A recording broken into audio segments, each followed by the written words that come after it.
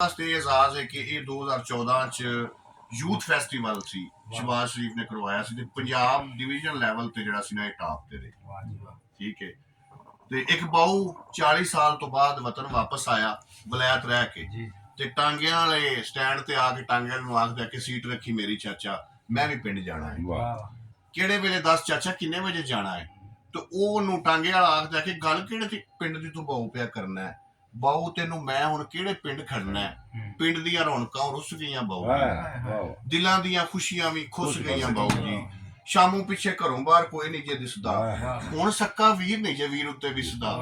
ਤੇ ਲੱਸੀ ਲੈਣ ਜਾਂਦੇ ਸਾਂ ਤੇ ਮੱਖਣ ਨਾਲ ਦਿੰਦੇ ਸਨ, ਲੱਸੀ ਲੈਣ ਜਾਂਦੇ ਸਾਂ ਤੇ ਮੱਖਣ ਨਾਲ ਦਿੰਦੇ ਸਨ, ਬੋਲਦੇ ਸਨ ਹੱਸ ਕੇ ਤੇ ਪਿਆਰ ਨਾਲ ਵਹਿੰਦੇ ਸਨ।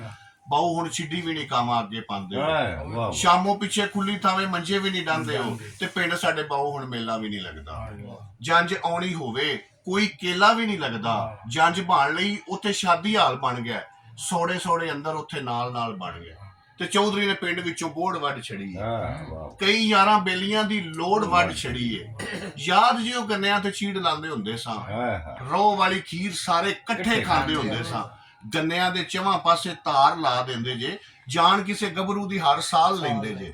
ਮਰ ਜੇ ਮਰੀਜ਼ ਭਾਵੇਂ ਡਾਕਟਰ ਨਹੀਂ ਪੁੱਛਦੇ, ਜਿੰਨਾ ਵੀ ਕੋਈ ਭੰਨੇ ਬੂਆ ਰਾਤੀ ਨਹੀਂ ਜੇ ਉੱਠਦੇ। ਢਾਹ ਕੇ ਚੁਬਾਰੇ ਲੋਕਾਂ ਮਹੱਲ ਛੱਤ ਲਿਆ ਨੇ, ਇਹਨਾਂ ਮਹੱਲਾਂ ਪਿੱਛੇ ਸਾਕਾਂ ਹੱਥੋਂ ਗਏ ਨੇ। ਚਰਾਈਆਂ ਨੂੰ ਤੇ ਡਾਕੂ ਹੁਣ ਚਿੱਟੇ ਦਿਨ ਲੁੱਟਦੇ, ਬਾਊ ਜੀ ਮਸੀਤਾਂ ਵਿੱਚ ਬੰਬ ਨਿੱਤ ਛੁੱਟਦੇ। ਚਰਖੇ ਦਾ ਪਹੀਆ ਬਾਲ ਗਲੀਆਂ ਚ ਰੇੜਦੇ, ਚਰਖੇ ਦਾ ਪਹੀਆ ਬਾਲ ਗਲੀਆਂ ਚ ਰੇੜਦੇ। ਸੁੱਕ ਗਏ ਜੇ ਖੂਹ ਲੋਕੀ ਹੋਣ ਨਹੀਂ ਜੇ ਘੇਰਦੇ। ਤੇ ਨਾ ਮਾਈਆਂ ਠੰਡ ਵਿੱਚ ਪਿੰਨੀਆਂ ਬਣਾਉਂਦੀਆਂ, ਨਾ ਪਾ ਕੇ ਬੜੀਆਂ ਉਹ ਚੋਲ ਜੇ ਪਕਾਉਂਦੀਆਂ।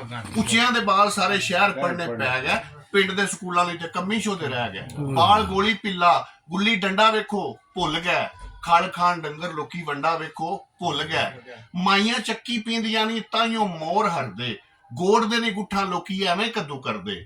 ਬਾਊ ਸਾਡੇ ਪਿੰਡ ਵਿੱਚ ਮਾੜਾ ਹੁਣ ਕੋਈ ਨਹੀਂ, ਕੌਡੀ ਜਿੱਥੇ ਖੇਡਦੇ ਸਾਂ ਖਾੜਾ ਹੁਣ ਕੋਈ ਨਹੀਂ। ਜੱਟਾਂ ਹੁਣ ਟੋਕਿਆਂ ਤੇ ਲਾ ਲਈਆਂ ਮੋਟਰਾਂ, ਸਾਈਕਲਾਂ ਦੀ ਥਾਂ ਮੱਲੀ ਆਣ ਕੇ ਸਕੂਟਰਾਂ।